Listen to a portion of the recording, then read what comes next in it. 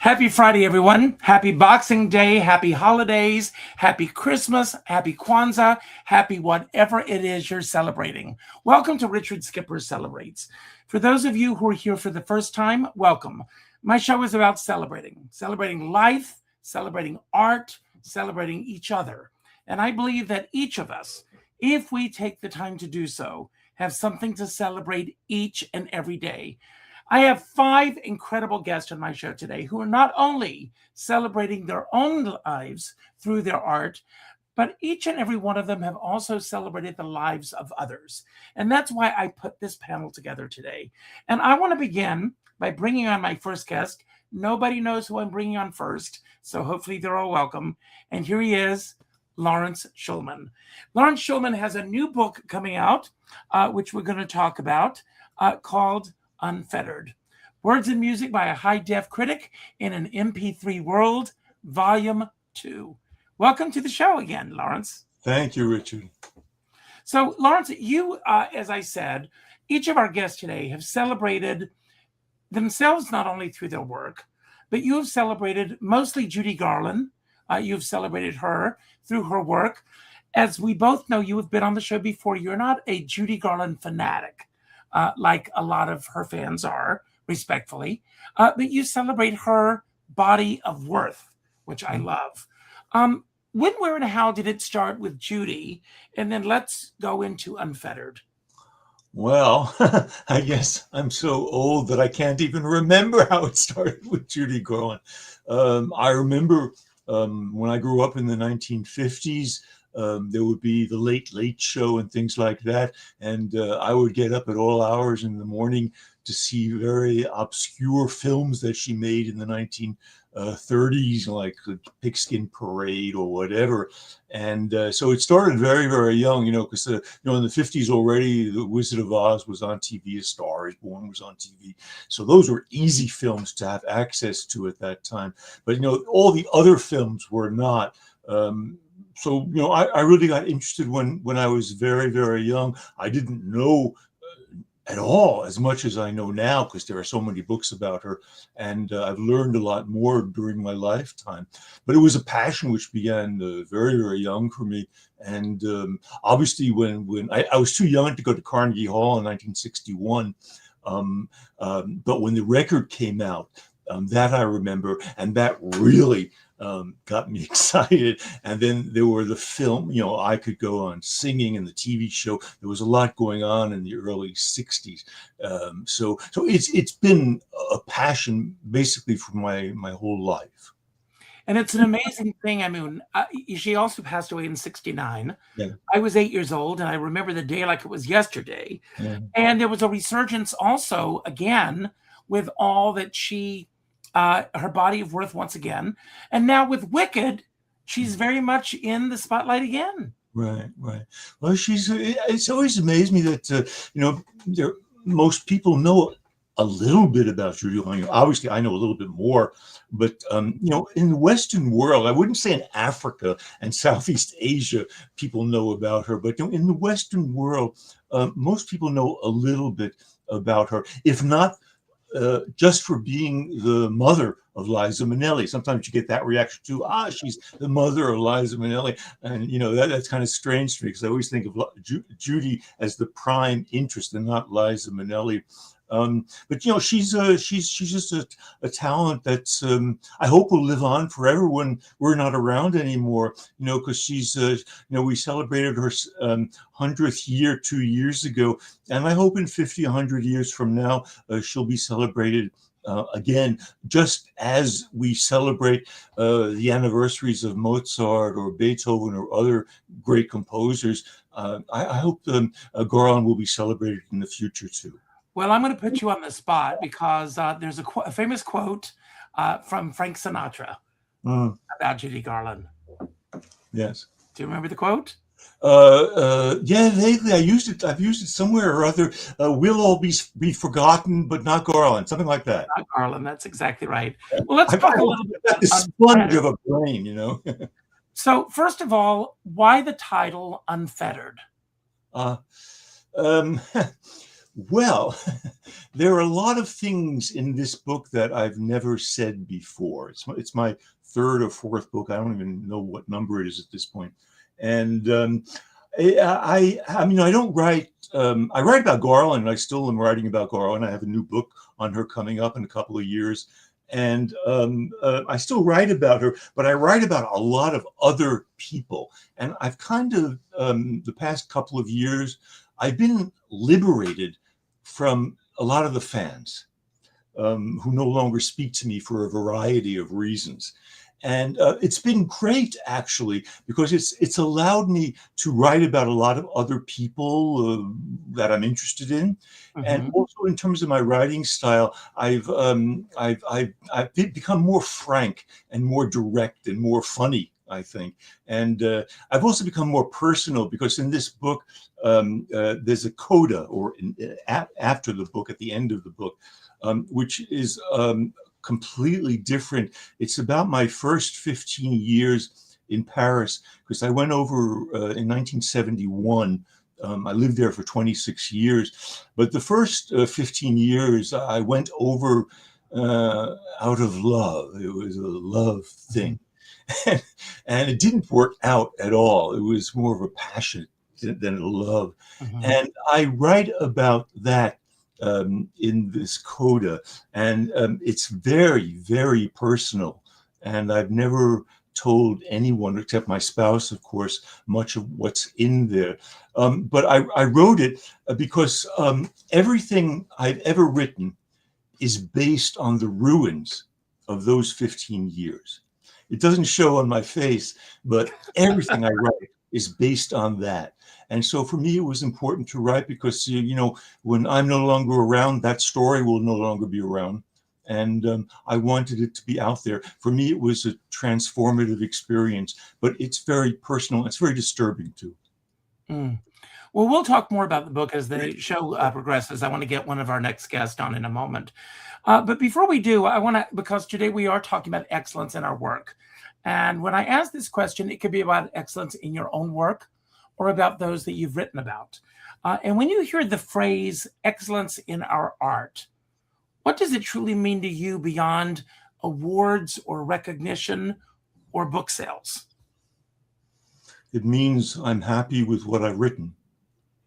You know, book sales are great, but it's not the center of my life. I have to say, wow, that's a great sentence. That really, in a short way, sums up what I have to say. So, you know, when I've written something and I'm very pleased with it, that's all that counts for me.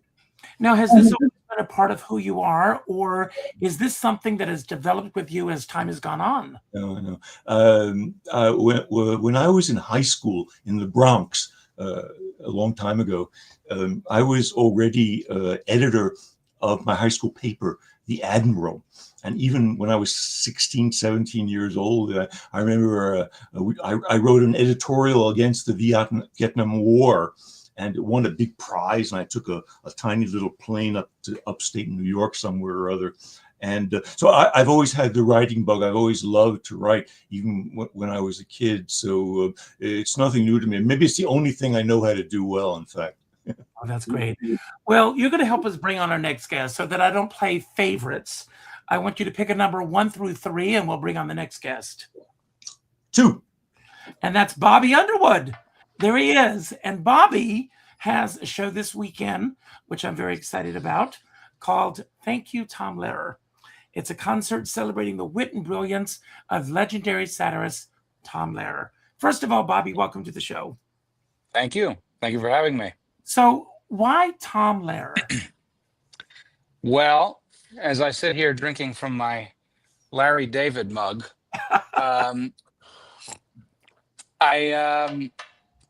the son of 2 people from the silent generation. Most people with parents my age are older than I am.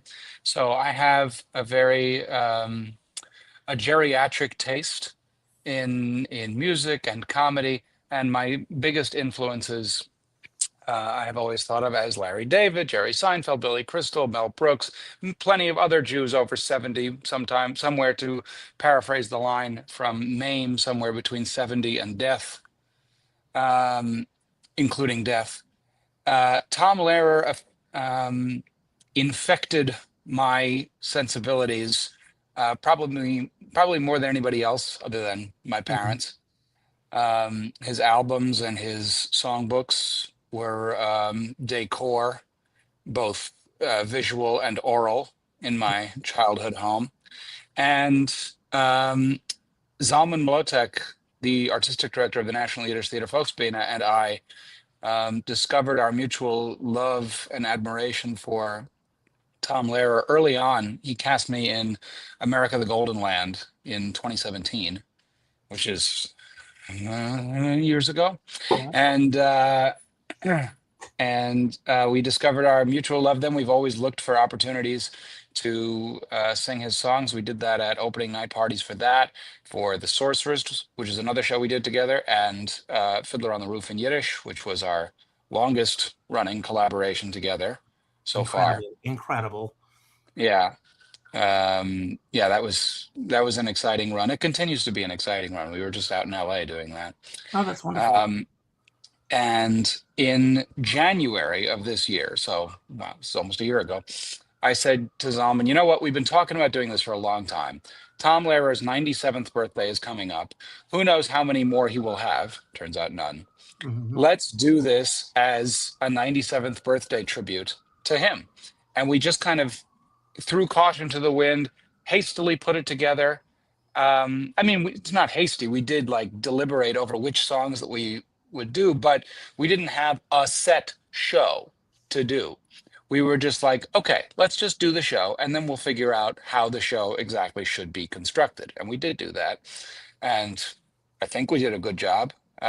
We continue to refine it here and there.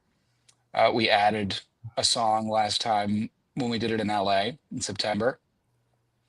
And I was actually saying to my wife this morning, it's kind of instructive in next time you have an idea about doing something, even if it doesn't quite feel fully hatched, just do it.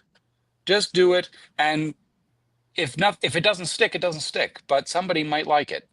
And you could end up on Richard Skipper's podcast talking about it, and that would be fun. That's true. Yeah. Did Tom Lehrer get a chance to see your work? He did not, but he knew about it. I don't want to spoil all the details of our correspondence with him, but because that is in the show. But suffice it to say, we did get in touch with him, and he knew about the show, and we have his blessing. That's incredible. So he has such a vast library. Right. How do you choose what songs you're going to do? Or is it one of those shows where you mix and match from time to time? Well, we haven't done it enough to mix and match. This Sunday will be the fourth time that we've done the show, because we did two shows, but they were back to back. It was one at 7:00 and one at 9:30 on April 9th. And then we did it in LA. So this is the third or fourth show, depending on how you look at it. And all we've done is add here. Oh, somebody says, I saw it at the Rubicon. So you've got a big fan. Yeah, I'm going to out her and say, Jessica Fischenfeld, thank you very much. She does know me. But I appreciate the effort. I'm probably going to get a text from her in a second saying, I was trying to help you. I appreciate the help. You. But she saw the show in LA. She did see the show, and she didn't know me very well when she saw the show, so I will take that. So you are completely sold out on Sunday, but there are a few. We are sold out. We are sold out on Monday too. You're sold out on both dates.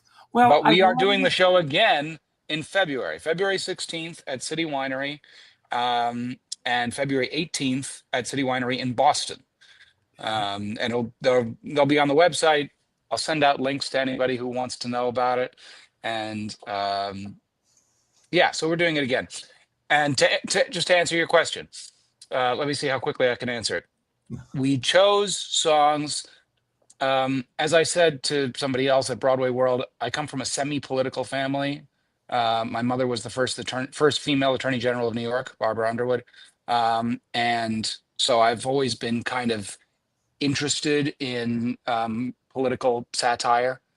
Tom Lehrer was obviously not obviously, he was my window into that. And I was a devotee of Jon Stewart and Stephen Colbert and retroactively the Smothers Brothers. That's a big interest of mine. And that all starts with Tom Lehrer, very much so.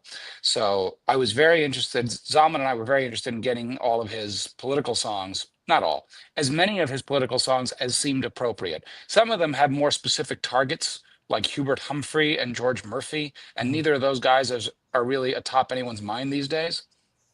So we did not include those songs. But we included a lot of his political songs that are more evergreen, that feel like they could be written today, like songs about nuclear warfare and songs about racism, National Brotherhood Week.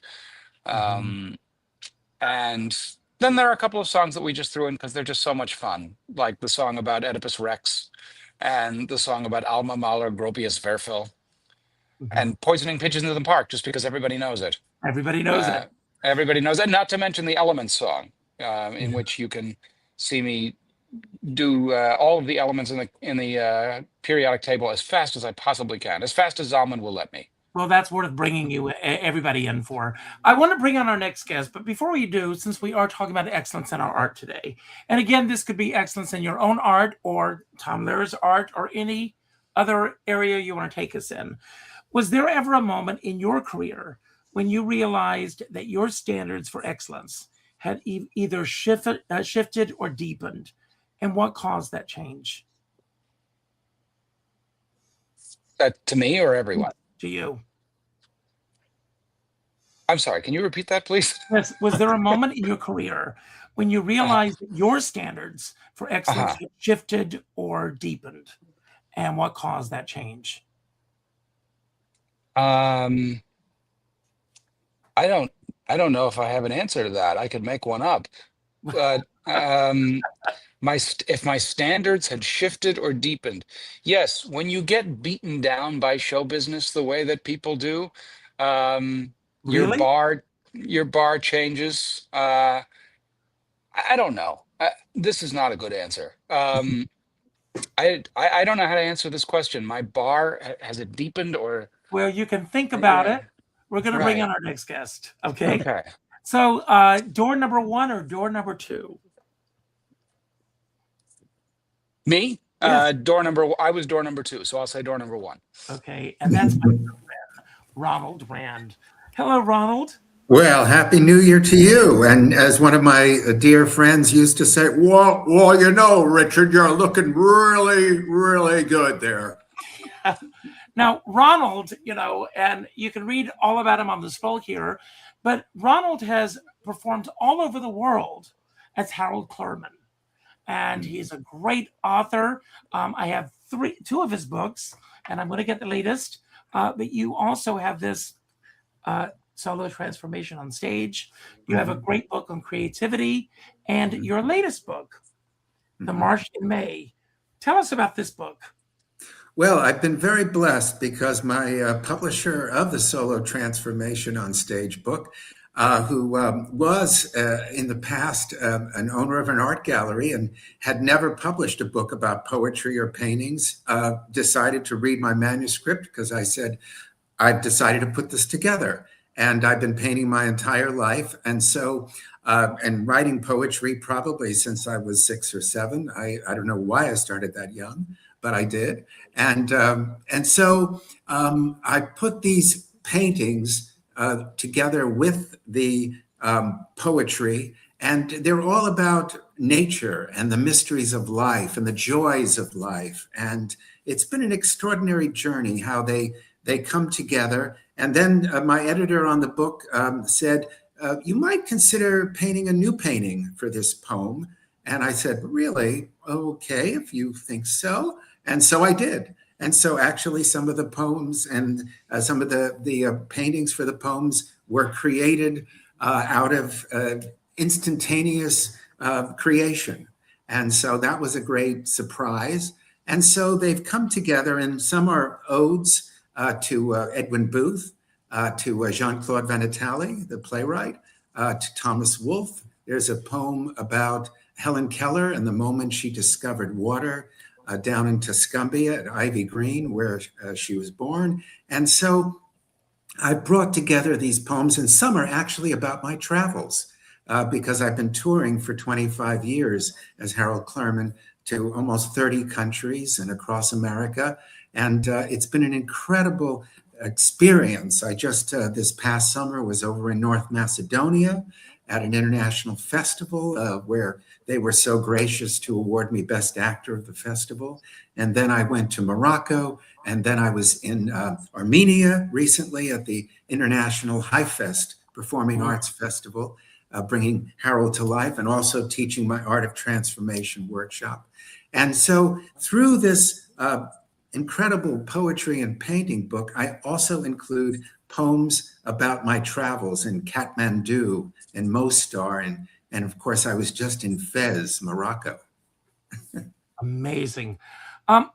Is your approach to painting and writing different from your approach to acting, or is it the same type of mindset that you use? Well, I do flourish on inspiration.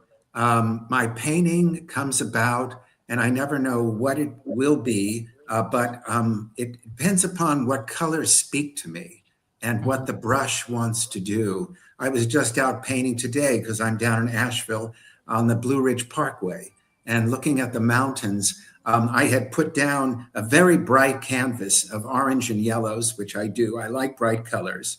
But I didn't know what color I would use first. And then I, invite the colors to speak to me. And the brush, I never know whether I'll hold it this way, or I'll hold it this way, or that way. It all depends upon the moment. And then the poetry has come because something happens, and I must write it down. And I also have to write it by hand. I can't do it on a computer. I was sitting outside one morning, and I thought, wouldn't it be marvelous if a deer came down the hill? And guess what? A deer arrived in front of me. And so I wrote a poem, A Deer Came to Visit Me. And these kinds of things are just miracles. And that's how I live, in a state of miracle readiness every day. I have a pillow here that says, miracles happen to those who believe. And I do believe that sincerely. Well, I love that. We're going to bring Stephen on in a moment, but I want to ask you, how do discipline and inspiration work together in your creative process? Perhaps you just explain it to us. And which do you rely on the most? Well, I've been very blessed. I go through a 3-hour transformation in what I call the creation room to allow Harold Clurman to come. And for want of a better phrase, and I never know when, I've laid out all this clothing, and he literally comes because I'm an open vessel, and he enters me. So this kind of transformation occurs organically, and I talk about it in my solo transformation on stage book. So out of that kind of creation allows him to come, and he doesn't go on a stage, he goes into his apartment to live. And this kind of breath of life is what I believe in. And it's always been like that. And also my opera about Ibsen, I wrote the first opera ever written about Ibsen. That came through my dreams. And I've also written the first feature film about the group theater. And a lot of the scenes that occur, because they're all in their 20s and 30s, the original members of the group theater, Stella Adler and Harold Clurman and Lee Strasberg, a lot of that also came through my dreams. And you hear these words, and they just pour forth. And that's how the creation happens. Well, that's great. Well, stick around. We're going to talk a little bit more in a few moments, but I want to talk about this new book that's out, The Friendship and Film Scores That Changed Cinema, Hitchcock and Herman, Stephen C. Smith, one of the busiest men I know. And we tried to get together a few weeks ago, and it just didn't work out. So, Stephen, welcome to the show. Well, thank you. It's great to see you again, or have a conversation. I see you all the time, but it's great to have a conversation with you and listen to all of your wonderful guests here. Well, it's great to have you here. And I want to talk for a moment. Your last book that I read, was on Max Steiner, which is my Bible. Anytime a movie is on with his score, I go to your book and I read the background, which is incredible. But this particular book, you talk about this incredible relationship between two geniuses. Why this book? Well, I've always been fascinated by the alchemy of people coming together and creating things. I think we all agree that most things are done in collaboration, although I have to say, Bobby, as a huge Tom Lehrer fan, as someone who inherited all of my older brother's Tom Lehrer records, so congratulations on your program. There is someone who could seemingly do it all by himself. But as anyone working in the film industry knows, films are made by an enormous number of people. And I've always loved both film and music, which has led to a career of making about 200 television documentaries, well over 100 documentaries that were those special features you'd get on DVDs and Blu-rays, and still do if one still buys those. I would produce those. But I as someone who studied to be a musician until I realized college level that it was better if I wasn't studying to be a professional musician, but I could love music. I've always loved the combination of music and film, music and television, music and theater. And so in Bernard Herrmann, the man who wrote the music for everything from his first film, Citizen Kane, to his last film, Taxi Driver, by way of the Hitchcock films for which he's most famous, in him I saw as a young man, and we're talking many years ago now, 41 to be exact, I saw in him a fascinating character who could be both highly individual, be very original. Think of the music in, Psycho, for example, and yet completely serve the vision of someone else's. And when he and Alfred Hitchcock decided to work together, they enjoyed a decade-long collaboration where they almost didn't need words. And they were so different. I mean, Hitchcock, exuded his outward manifestation that we know best from his television series hosting was of this subdued, composed, but rather darkly macabre person, when in fact he was this roiling collection of anxieties, which shouldn't surprise us given the films he made, and someone who would cross the room to avoid conflict, or anytime a voice was raised would leave to avoid conflict, somehow found his ultimate creative partner in a composer from New York who brought the conflict into the room if it wasn't there, who was loud, who could be confrontational, but who shared in Hitchcock, like Hitchcock, a deeply romantic soul, a vision of life that combined beauty and tragedy, all the great emotions we get in things from Broadway musicals to poetry to everything else. Well, Herrmann brought that to film music. And so for a decade, they could do something intensely romantic like Vertigo. They could do something that spoke to the horror and precariousness of life like Psycho. They could do a wonderfully escapist romantic thriller like North by Northwest, which Herrmann imbued with humor and wit as well as excitement. And I just love their collaborations. And, I mentioned being interested in Herrmann at an early age. When I was 19 and in college and had really no clue what I was going to do with my life, I didn't really want to be a lawyer like my dad would have loved. I became interested in, as I say, music and film, and saw in Bernard Herrmann, someone who had died just a few years earlier, someone who did not have a book about him, someone I might be able to explore writing about. And that became my first book, Bernard Herrmann's biography, A Heart at Fire Center. It's still in print. A year later, it was used as the basis for a documentary that was Oscar nominated. And then I decided, I like this writing thing. And so really I have Benny to thank for giving me a career as a documentarian and an author. Well, you have given us a clip that we're going to show today. So give us a little setup about the clip, and then I'll bring that right on. Sure, of course. Well, I'm, the best part of writing a book is finishing a book and getting to share it with people. And I have been doing webinars online. I've been giving lectures in person. And my timing was very fortunate because I'll just say 3 months ago or so, I was at the Albert Hall in London, 8,000 seat Albert Hall, Their biggest event of the year is the Proms, a series of concerts. And two of the Proms that are on TV and radio and internet were devoted to Hitchcock and Herman by coincidence. So when I alerted them to the fact that I had a book coming out on the same subject, they incorporated me to be part of that. And I got to watch and listen as 8,000 people sat enraptured by this music that they knew and the movies that they knew. So anyway, I do give a talk. It can be 30 minutes, it can be 90 minutes. I generally do it for 45 minutes. And what I decided to do was show scenes from the Hitchcock films. They made 8 together. Show different scenes either without the music, the way Herman saw them, or the music that might have been composed by someone else, or the suggestion the studio had before Herman came up with something that was so original and different, you couldn't possibly have, it couldn't have been a suggestion from someone else. It had to come from his imagination. So in the 2.5 or so minute clip I have here from my webinar, you'll hear a little chatter because I was doing it for people online.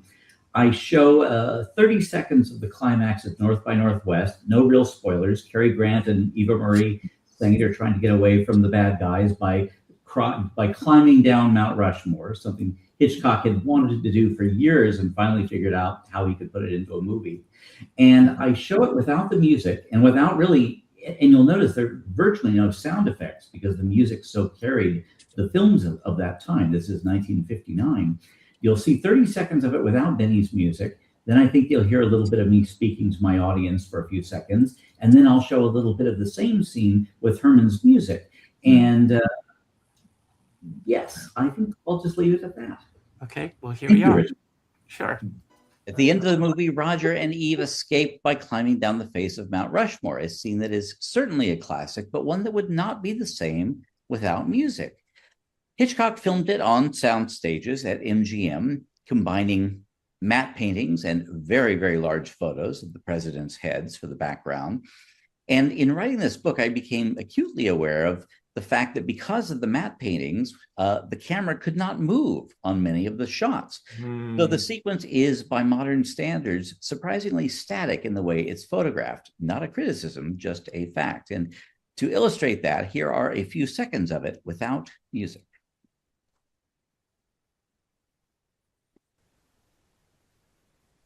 This is no good. We're on top of the monument.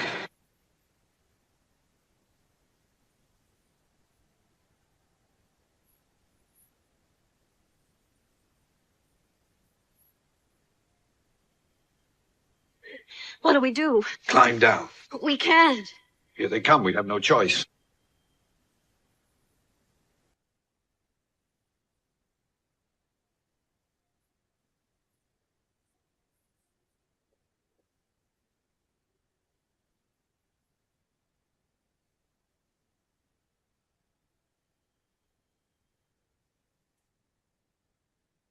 Well, Herman adds an enormous jolt of energy by bringing back a variation of that music we heard at the main title with a very large orchestra to give the scene the grandeur and suspense that it needs.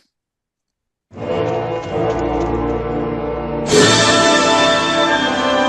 is no good. We're on top of the monument.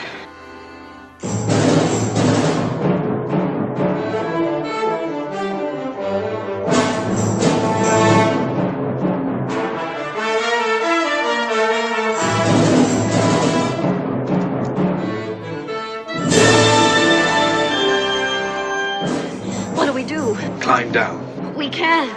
Here they come. We have no choice.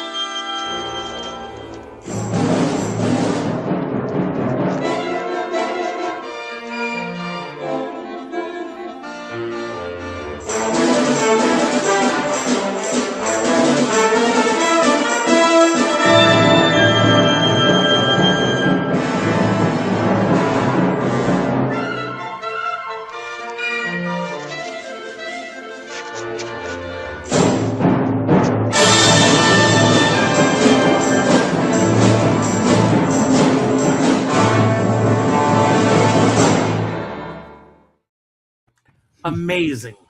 And they don't make them like that anymore. They sure don't. Being on the show before, we watched several of Max Steiner's films with and without the sound. I mean, it's just amazing how a lot of us as viewers we're not even sometimes aware of how that music is affecting us. And then you see this and you know how it's affecting us. It is. And I'm amazed at the amount of faith that a filmmaker had to have in composers at that time, because unlike now, when composers, for better or worse, basically audition their entire scores on their computers where they recreate the sounds of the orchestra, and then the directors and producers and the producer's best friend, and everyone can say, well, I don't like that. Can you change it to this? Well, in those days, Hitchcock and Herman, for example, would have a conversation, not very long ones, about the music, about generally, and what I try to do in the book is create a very, very intimate picture of leaning over their shoulders, where you're with Hitchcock on the set. You've been with him as he and the writer or writers work out the screenplay, which he loves. He wishes he could stop there. It's perfect in his mind. Then he has to make the movie. And because, as we all know, life is uncontrollable, one of the great themes of his work, things don't work out as well. This doesn't work. A performance isn't quite right, whatever. And then Hitchcock, like many a director, would say, help me out in this scene. This didn't happen as well. But really unusually, what Hitchcock did with Herman, because they were so close, that did not happen with other composers and filmmakers, was Hitchcock would say, do you plan to have music here? I'll make the scene longer. Do you plan to have music? I'll take out this dialogue. So Herman was part of the films, not at the end, but from the beginning of the inception of the story idea to coming on the set, to being around during the editing, to writing the score. And for almost all of that collaboration, till the disastrous would have been ninth film, where they split up in the ugliest way after a creative love affair of a decade, up to that point, Hitchcock knew that when he went to that scoring session or that mixing session, the result would be absolutely thrilling and elevate the film to an enormous degree. And although Hitchcock was not a filmmaker who cited his collaborators often, privately, Herman was the one he cited the most as contributing the most to the films. That's just amazing. And thank you for sharing that clip with us today. I want to spend a little time with each of you. I don't know what's happened to Nancy. I think she's having some technical issues making it here. But I want to start with you again, Lawrence. And what is a misconception that people have about excellence in the arts that you wish that you could correct? And I ask that question of you because you and I have had discussions before about the fandom that people have towards someone like Judy Garland. And you completely separate yourself, at least I think you do, when it comes to writing about their body of worth instead of being a fan and approaching it that way. So what is the question? The question is, what is a misconception that people have about excellence in the arts that you wish that you could correct? Well, I don't know what excellence means anymore. I think that's very personal, whether it's music or literature or criticism or whatever. I have no idea how you define excellence, because what one person likes very much, another one doesn't. So, I think it's a very personal thing. I think you have to look at things differently. I mean, if everyone looked at things in one way, it would be a very boring world. And it's always interesting to me to hear things that I wasn't aware of or didn't think that way. And I've always been fascinated by people who've expressed opinions and said things that were just the opposite from me. And obviously, me being more of a historian than a fan, I've over the years I've said a lot of things, I guess, that have disturbed some people because it doesn't fit in with the mythology around Judy Garland. And for one, I'm not one thing which disturbs people very much is, obviously Over the Rainbow is a great song, one of the greatest perhaps of the 20th century. And I don't have a particular admiration for the Wizard of Oz. That may be blasphemy, but I don't think in film circles the Wizard of Oz is the greatest film ever made. I think certainly technically it's one of the more interesting films ever made, and obviously the sequence with Over the Rainbow and the song itself is a great song. But my point of view is that when I'm writing something, for example, I think I always, if I don't have something new to say, I shouldn't be writing at all. And I think people should express themselves and not be afraid of saying things that don't go with the fabric of things around them. And it's good to, I have no idea what excellence means. Basically, that's my response. I have no clue what excellence is. Well, to me, as an artist on stage, and I'm sure that Ronald and Bobby will agree with me on this, it's not our job as artists to figure out how the audience is going to perceive us. But we hope that when people come together as a collective in a room, that everything is going to touch them on some level. And sometimes those experiences are the same, and sometimes they're very different. Bobby, can you describe a time when striving for excellence required you to slow down, say no, or take a risk that other people didn't understand when it came to your career? Well, I don't really have an answer to that question, but I have an answer to the question you asked Lawrence, because I've been watching a lot of interviews with Rob Reiner over the last week and a half, and I have probably watched every minute of every interview Stephen Sondheim has ever given, possibly more than once. All right, definitely more than once. And both of them, and I've heard other people say similar things, is you cannot possibly know what will hit with an audience. I mean, Rob Reiner is asked, did you know when you were making When Harry Met Sally that you would be making the #1 rom-com of all time? And he said, no, you can't possibly know that. We're just making a movie.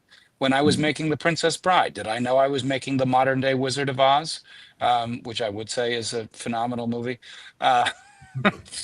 With all due respect, did you know you were making the modern day Wizard of Oz? No, I didn't know that. When you were making A Few Good Men, I mean, and Sondheim would say the same thing. There is no foolproof method. We can't say, well, we're going to have a clown and a pig and a dog and we're going to have a circus, and that's how we're going to have our wonderful musical. And I imagine I studied a little bit of Hitchcock and Herman in college, and I am very excited to read your book now. I wrote a whole paper on Vertigo that I wish I could find, and the music for it. I'm sure that I don't know what Hitchcock and Herman were like as people, and I'm looking forward to finding out a little more from your book. But I bet they would probably say the same, that you can't necessarily know. I don't think Hitchcock knew that Psycho was going to be his most famous movie, probably. Right. Herman probably did think that The Birds would not be his biggest hit score, since it's very John Cage-like. Well, I was going to say it's all electronic sounds, but he loved that because he was an experimenter. And forgive this interjection, but on Psycho, Hitchcock took that on as an experiment to see if he could make a super cheap $800,000, which was like no money movie, on a short schedule, like these people like Roger Corman were doing, but make it a Hitchcock film and see if it was any good, and to try to push the edge in terms of content, which he always did. But he was sensing that the censorship was breaking down. So what could he get away with? And both he was astonished that it was the huge success it was. In fact, he thought it was terrible when he finished it and had it in rough cut and showed it to Herman. And Herman was the one who said, you don't realize what you have. And Hitchcock briefly considered cutting it down and putting it on television, because it would have been very easy to do so and he wouldn't have lost much money. And Benny said, you don't know, trust me. And Benny wrote the first score for a Hollywood film written entirely for strings that he uses not to find the beauty of the instruments, but to find all of these unusual sounds in it, but that were entirely in the tone, in adding to the film, which was what was missing from it. So yeah, it was a great surprise to them both, I would say. And for Herman, it was always, and forgive my doing to hijack your time, Bobby, and your question. I brought you in because I wanted you to talk about this. You don't have to go back to me anymore then, Richard. But I will just say that for Herman, and I was so happy that it's a theme I know you enjoy to embrace and discuss, Richard, is excellence. Herman, I think that word would be here's what he said. The misconception that most people have is that geniuses are born, and you just have this innate talent, and your moment arrives on the world stage, and you do your thing. Well, Herman once said, talent, which we'll use as his synonym for excellence. He said, talent is the least part of it, because for him, as he said, he learned to be a composer for film, for concert hall, for everything, but for film primarily by writing thousands of scores for live radio with people like Orson Welles. It was doing it every day. It was having a few hours or a couple of days to write a score for an hour program that was going to be heard across the country. And for him to learn how to not only do it, but to do a superb job, that for all of the eccentricities that Herman had, his sometimes volcanic temper, and other qualities, he was a consummate professional who always delivered on time, and usually something quite extraordinary and original. And so I always liked that, and like to share that message that Herman had was, yes, you have to have a point of view. He prized originality, not copying people, not going along with fads, but he also believed that you just had to keep putting in the work and work and work and work. And I've known people in the arts who've said to me, I'm sorry I turned this project down. I'm sorry I turned that one down. I would have learned so much had I done it. So that's a philosophy I've tried to embrace. I loved working on a newspaper, writing for the LA Times. I loved working in live television, doing news and pieces for things like the Today Show. I loved having a tight deadline for a program like the A&E biography series. Always having that kind of structure of time, of money, of whatever it was. I found it a tremendously liberating thing, because I knew that something had to be created. So I wasn't going to sit around and wait till something came along. I had to start and then make it better. Well, All right, Leonard Bernstein said the two things you need to achieve greatness are a great idea and not enough time. Love that. That's a great quote. Wow. Yeah. Great. Ronald, as someone who is constantly creating and writing about it, his book about creativity is one of the best books out there. But how do you balance technical mastery with emotional truth in your work? Well, I think so much of it has to do with the law of acceptance, knowing that if you decide to allow the moments to occur without any kind of pushing, any kind of worry or fear or doubt, all of a sudden magic happens. And that's what's always occurred in the, you might say, relationship and the collaboration between Harold Clurman, because he is alive and living, and the audience, no matter whether it's Sri Lanka or Zimbabwe or Kathmandu, or wherever, or here in the States. And I've been very blessed to be invited now to Malawi in March to an international festival, and then come in South Carolina in March as well. So two different vast worlds apart, but we really are one people, and we feel so much of the same things. And Harold Clurman's passion is so galvanizing and so common sense that there's this symbiosis that occurs between the audience and between Clurman. And also I'm inside breathing for him, and I can see this amazing effect that's occurring with people who a second ago had no idea who Harold Clurman was, and now all of a sudden they want to spend the rest of their lives learning more about him. That's wonderful. Lawrence, who modeled excellence for you early on when you were first starting out? And how has that influenced who you are today as a writer? I didn't have a model. I was born in a very humble family, and we didn't, it wasn't a very cultivated family, and I don't remember any models when I was growing up. My parents certainly weren't the models. I have a sister, wasn't a model. I don't know. I was my own inspiration, I would say. I just didn't have any models to latch onto like that. I just can't answer that question. Wow. Bobby, When you mentioned the quote from Bernstein, which is so incredible, Yeah. how do you stay committed to excellence when the industry rewards speed, visibility, or convenience? Oh, well, that's a good question. And I don't know that I have an answer to that one either. I'm sorry, but I would say I think people with more experience than I would probably say you have to keep going for excellence because you can't go for convenience. You can't. It's kind of like planning to be lucky. You can't plan to be lucky. You just kind of have to get lucky. And while you're getting lucky, oh, Derek Jeter said that luck is what happens when preparation meets opportunity. So the preparation part is excellence, and if the and opportunity part is luck. Does that make sense? Never mind. You have to.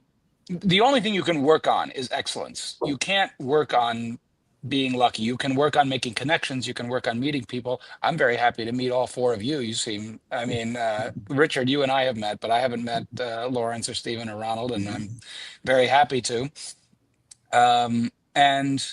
But I mean, other than meeting people and making connections and what they call networking and schmoozing, the only thing you can really work on is being good at whatever it is that you're trying to do. So I guess that's my answer to that. I don't know if it really answers your question, but that's very good. That's good. Ronald, what role does failure play in achieving excellence, and how has it shaped your growth? Well, I have to confess, I never think about that. I can't imagine what it means other than it's a word that exists in the vocabulary of people. I think that we have the opportunity, and when we do have that opportunity, and Harold Clurman talks about it in my solo play, Let It Be Art, that it's up to you how you shape your daily life.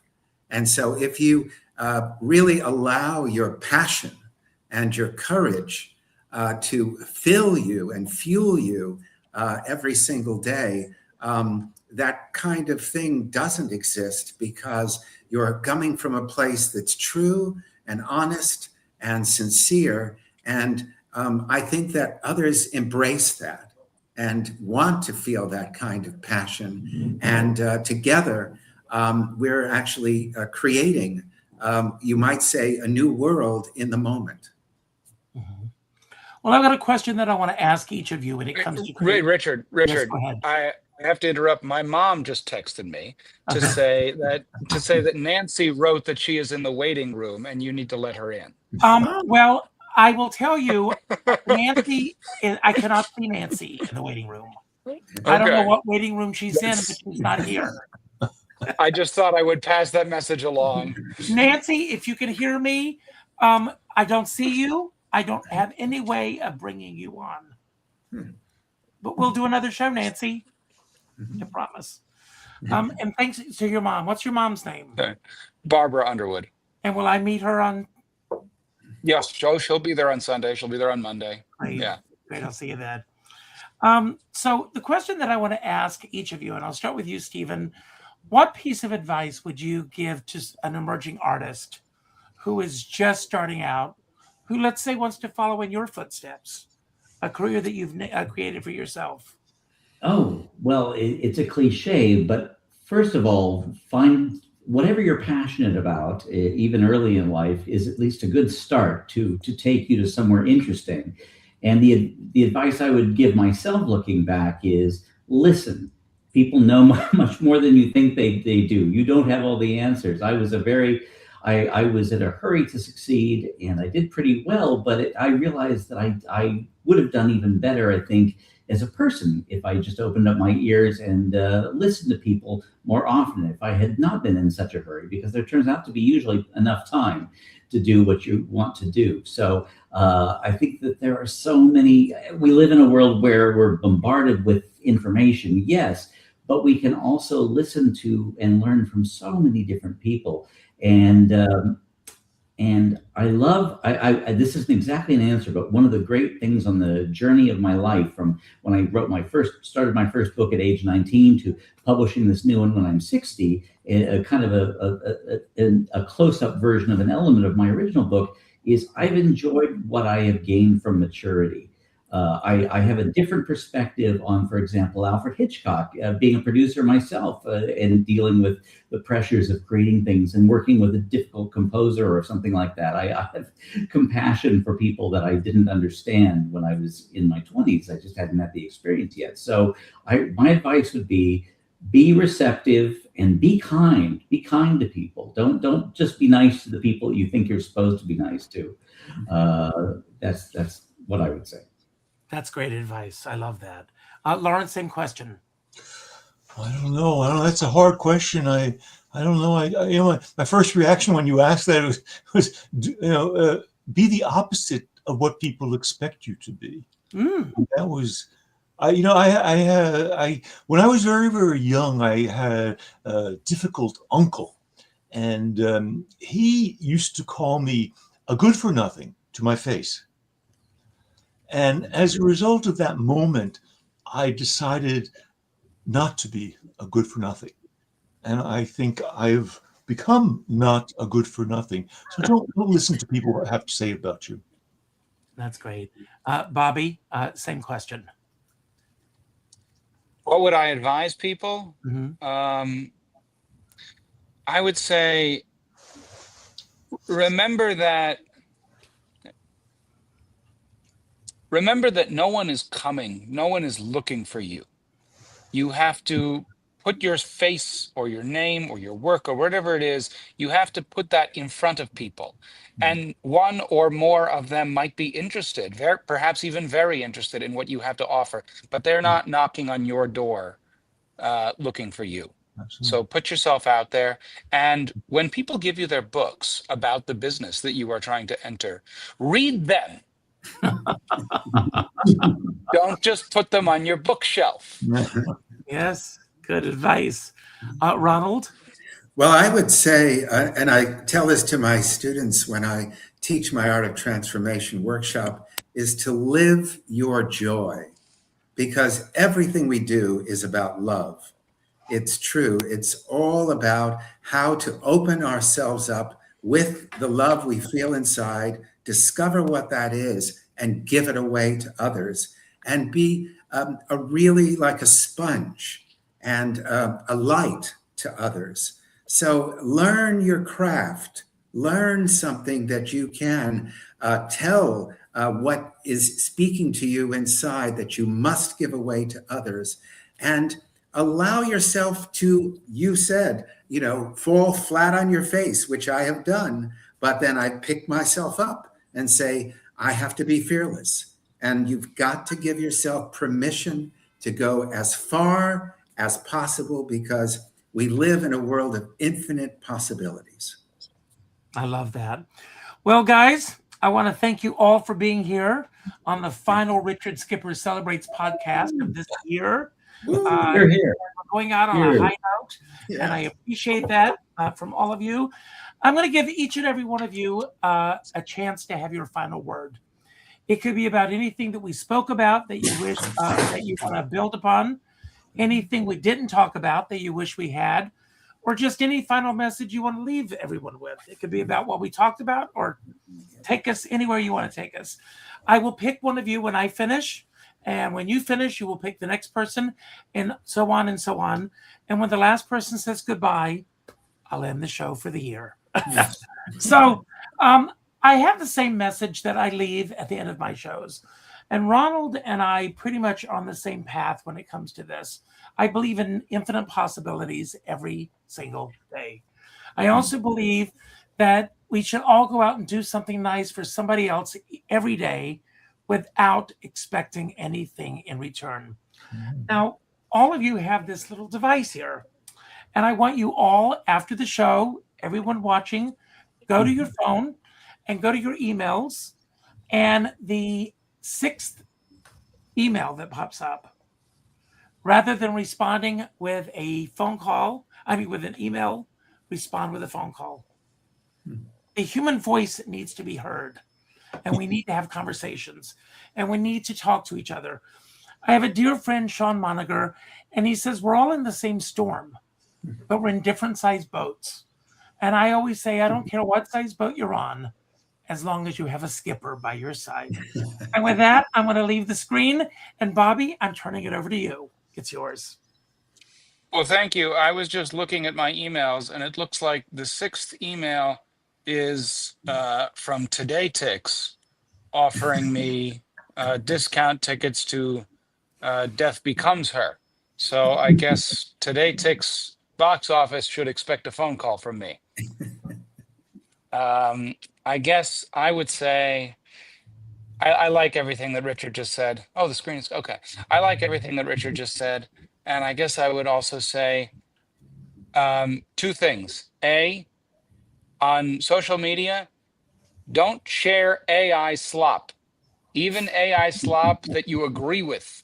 Even if you find a nice story about somebody who really told it like it is to the Trump administration and their press secretary is a moron. And yes, read that story. I was just reading, don't share it if it's not real.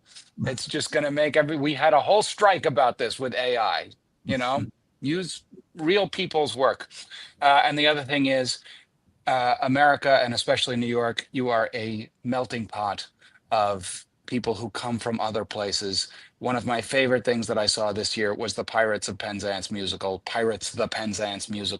And one of my favorite things about it was that the last number, they took the song from HMS Pinafore where they sing, he is an Englishman, he could have been a French or Turk or Prussian or perhaps Italian, but he remains an Englishman despite all temptations to belong to other nations. They took that song about English nationalism and turned it into a song about how we are all from somewhere else. And I thought that was just such a beautiful way to end a hilarious show. And so, yeah, be kind to the people who are around you, especially if they come from somewhere else and they might be confused and they might be about to be kicked out. So be nice to them. There, that's me. I'll let that go. Now you pick one of us. Stephen, go ahead. Oh, okay. Well, this is a little different from what any of us has talked about, but I think so many people are in transition right now, professionally and then therefore personally. I would say that if you are in a state of transition in these unusual times, ask yourself what needs to be done, and then how can I be part of that? Because there are so many things that need to be done, and out of that can be a next and very interesting phase of your life. And with that, I toss it to Ronald. Thank you so much. It's such a joy to be with you. And thank you, Richard. Well, I'd like to end with something from my book, The Marsh in May and 30 Poems. And I'd like to read a little bit from my poem, The Heart Knows. Allow yourself to begin anew, allowing all sorrow, pain, and regret to drift away upon the tide. The only answer is a willingness to accept the new day in all its grace, to see as far as you can see, to hear as clear as you can hear, to love as fully as you can. With this new day, let forgiveness fill you as you swim towards the light. Let the sunlight touch you, bursting through the trees. Let the breeze dance and sway upon you. Step forward, knowing everything is possible.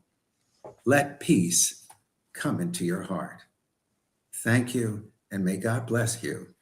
And Lawrence? Yeah, I don't know. I don't have any great big conclusions. I would like to say something about Bernard Herrmann, though. I wrote a couple of years ago now a long article about his music in a film called The Ghost and Mrs. Muir, which is by Joseph Mankiewicz and not by Hitchcock. And for me, the score for The Ghost and Mrs. Muir is one of his greatest scores. It's just very moving, especially the last sequence, which I won't describe because it's so moving you have to see it and not hear it from me. So I think if you haven't seen The Ghost and Mrs. Muir with Bernard Herrmann's music, you're missing something in life. On that, Happy New Year, everyone.